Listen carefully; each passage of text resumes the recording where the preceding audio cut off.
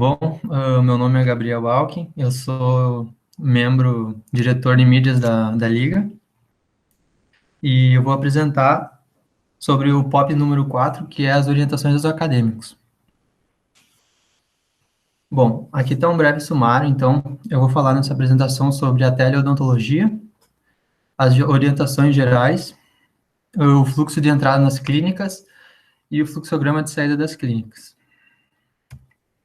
Bom, no dia anterior, que é o que é conhecido como teleodontologia, os acadêmicos eles vão ter que ligar para confirmar com o paciente e verificar se ele está bem.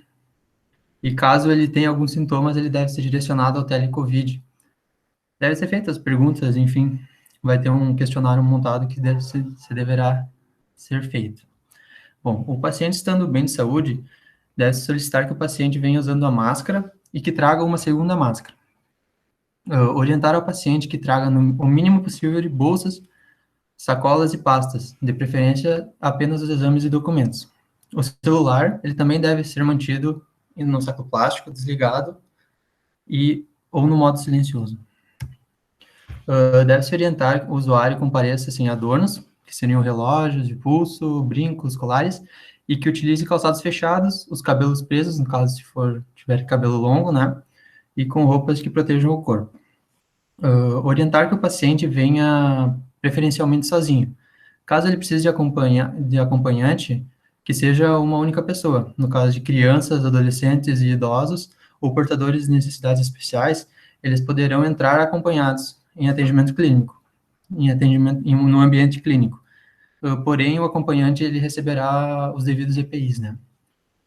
Orientar ao uso para que evite ao usuário para que evite se adiantar ou se atrasar para evitar as aglomerações na sala de espera. Bom, aqui tem algumas orientações gerais. Bom, deve-se manter o distanciamento de 1,5 m entre todos os presentes na clínica, não levar bolsas e mochilas para o ambiente clínico durante a pandemia. A lavagem das mãos ela deve ser realizada com sabonete líquido e a secagem com o papel toalha. O planejamento do procedimento é fundamental. Então, por isso, todo o instrumental ele deve estar numa mesa clínica. E os materiais que podem ser necessários devem estar num carrinho auxiliar branco coberto com campo de TNT ou SMS. Lave as mãos imediatamente antes e após o atendimento. Deve-se usar os EPIs. E os alunos atenderão em trios durante a pandemia. Como todos já sabem, haverá o operador, o auxiliar e o circulante. Os materiais de uso comum, que são, por exemplo, o alginato, acrílico, eles devem ser coletados nas porções a serem utilizadas. E se for necessário levar a embalagem completa desse material, ele deve estar enrolado em um plástico filme e deve ser devidamente higienizado para sua devolução. É obrigatório o uso de sobreluvas para coletar e devolver os materiais nas ilhas clínicas, assim como para qualquer ação fora do campo operatório. Os instrumentais eles devem ser obrigatoriamente processados na central de esterilização do curso de odontologia, conforme horários pré-estabelecidos. O número do lote da caixa dos instrumentais que foi utilizado no atendimento, ele deve obrigatoriamente ser registrado no prontuário do paciente. E dentes e materiais biológicos, eles devem ser esterilizados em autoclave específica, sendo proibido esterilizá-los junto com os instrumentais. Imediatamente após o atendimento clínico, deve-se realizar os procedimentos de limpeza, preparo e empacotamento dos instrumentais nas salas destinadas para esse fim. Películas radiográficas devem ser protegidas com um filme de PVC ou um saco plástico, e a gente deve dar preferência aos exames extraorais durante a pandemia. Bom, aqui tem o fluxograma de entrada nas clínicas, então, os alunos eles só poderão acessar as clínicas devidamente paramentados. Daí, antes da paramentação, é orientado beber água, ir ao banheiro, se necessário, claro, para evitar interrupções, né? Guardar as mochilas e pertences de valor nos armários próprios e fazer higienização das mãos com água e sabão ou uma solução alcoólica, álcool 70. Na paramentação preliminar, que acontecerá no vestiário, bom, deve começar se removendo todos os adereços, prender os cabelos, caso tiver cabelos longos, vestir o pijama cirúrgico, as meias brancas e sapatos emborrachados, como todos sabemos, deixar a roupa social e o calçado dentro de um saco plástico com uma identificação dentro do vestiário. Colocar a touca descartável, cobrindo totalmente os cabelos e as orelhas. Remover a máscara utilizada no ambiente externo, né, sua máscara social. Efetuar a higienização das mãos, conforme o protocolo, né? Adaptar o respirador PFF2 ou N95 e efetuar um teste de ajuste.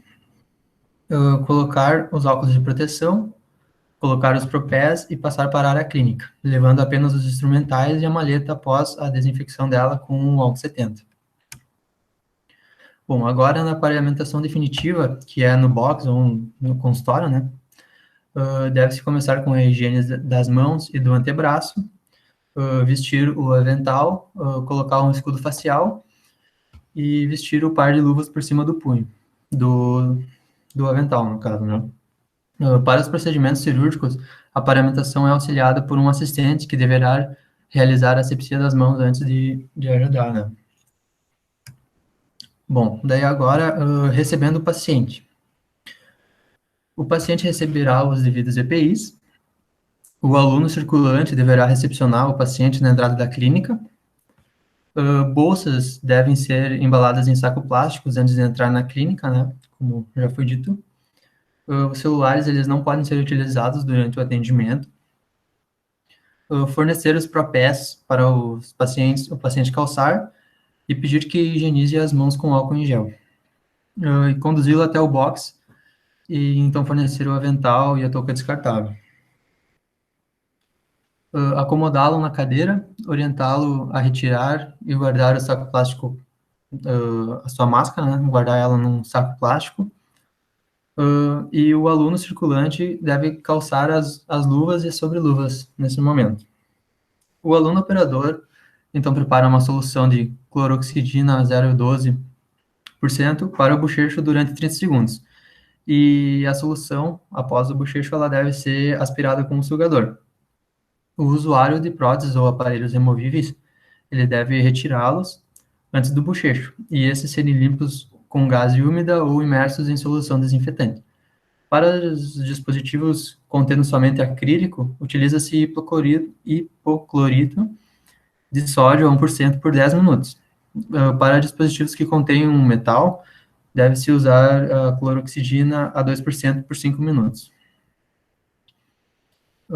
Deve-se fazer a descontaminação da face do paciente com compressas de gaze, umedecidas em peróxido de hidrogênio a 1%, ou iodopovidona a 0,2%, 0,2%, ou solução de clorexidina não alcoólica a 0,2%. E, claro, antes de fazer essa descontaminação, deve-se pedir para o paciente se ele tem alergia a alguma dessas substâncias, né? Então, fornecer o óculos de proteção, acompanhantes, eles devem ser evitados. Porém, no caso de necessidade, devem ser mantidos na sala de espera, usando máscara e óculos de proteção.